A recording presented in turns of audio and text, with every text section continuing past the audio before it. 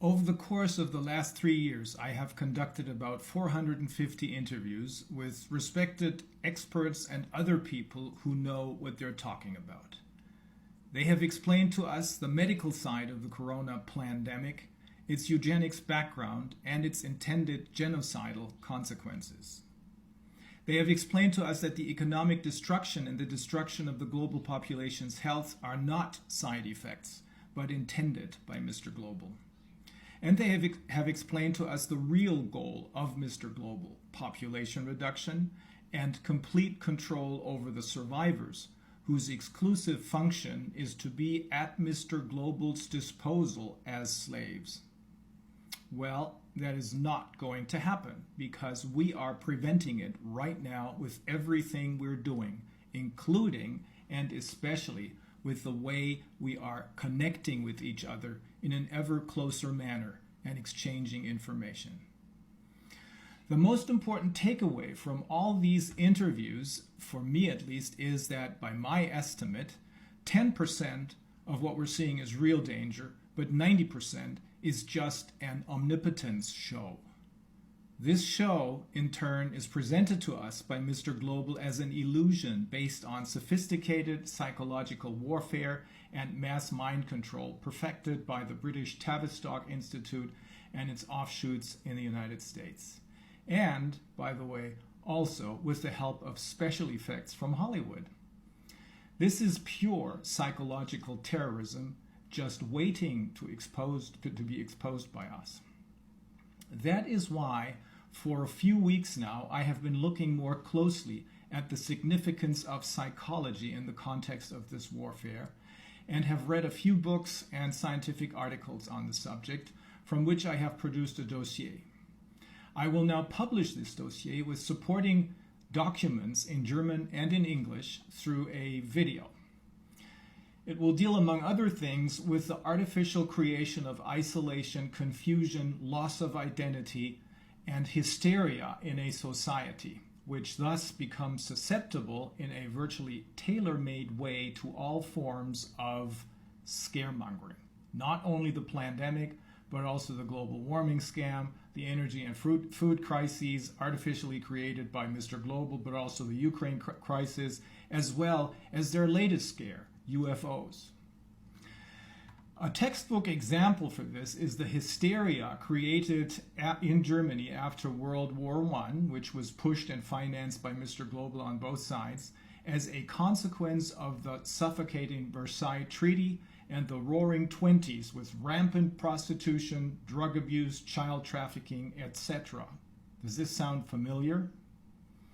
It was the perfect breeding ground for a psychopath like Hitler, who in turn was financed again and supported by Mr. Global so that he would advance his eugenics madness. In short, the goal of all of this psychological terrorism is, once again, to gain total control over the people and to make them follow orders because of their fear. Blindly follow orders of any idiot, no matter how insane these orders are. Like, for example, let us inject you with untested, highly dangerous substances so that we can make money with it and you kill yourselves with it. Or go to a war started by us so that we can sell our weapons and arms with the help of your tax money and you kill each other. But I do not only take a look at those who are obviously and visibly on the other side of the fence and who take part in the psychological terrorism against the population because of psychological defects, stupidity, cowardice, greed, or extortion. I will also focus on those puppets of Mr. Global who, for the same reasons, psychological defects, stupidity, cowardice, greed, or extortion, have crept into the resistance, appearing to be on our side, and who are now, that we're making headway on all fronts, trying to damage the resistance from within, sometimes in a strangely hateful way. I'm talking, of course, about controlled opposition. Here, too, the same psychological considerations apply, including the focus on psychopathy. There, The controlled opposition's sometimes puzzling, contradictory behavior can, in fact, only be explained through this psychological view. A danger detected is a danger less. This is perhaps a little too simplistic, but the first step towards danger elimination is always, of course, the recognition of that danger.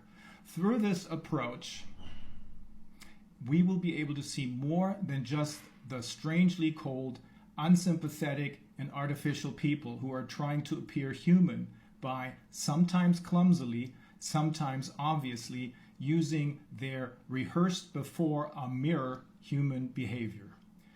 We will be able to make sense of it, and by exposing them and their activities, we guarantee, just as with vampires exposed to the light, their demise. I stand for justice. To bring justice about is my job as an attorney. And Dexter Reinefeld and myself, together with the International Group of Attorneys, are absolutely convinced that this can be done on the only independent legal platform, namely on the platform of Maori tikanga law. The statements of freaks who pretend to be lawyers, or at least to have some legal knowledge, but in reality have to refer to Wikipedia as a source of their knowledge, they will not have any impact whatsoever on what we are doing. There will be justice for all, because without justice, there can be no peace and no democracy. We will hold all of those who are responsible to account, everyone, whether in politics, medicine, science, the media, the judiciary, or even in the resistance. We are coming for you. Buckling up, by the way, will not help. This is not a warning. This is a promise.